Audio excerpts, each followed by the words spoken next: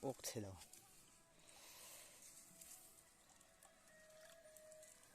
với là phương các thứ là ngó với là phương tiền là top hẳn mụ thế này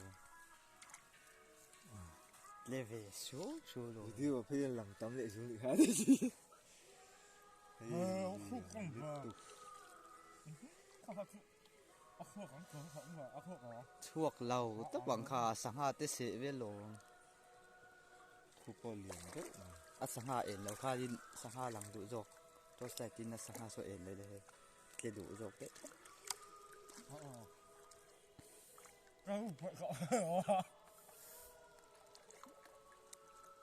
tôi sai tới khai lụa han sen vì đựng bọc lời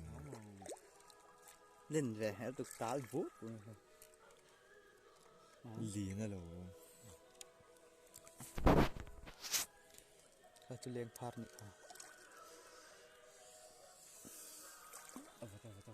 vật thằng lụa là hay tu cho phim người thầu lệ sẽ là liền nó phải mốt tổ cái ốc chẳng chắc hay gì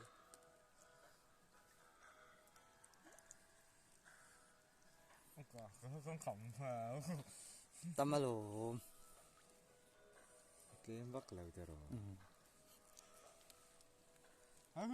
không ngon rồi mỏ không ngon rồi tổ kinh chắc là khá chỗ phụ nạ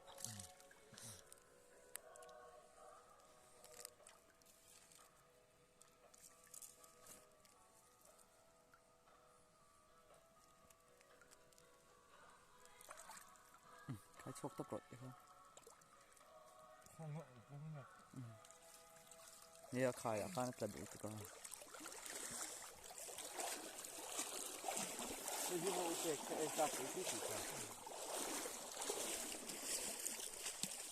eo luôn khai rồi một cái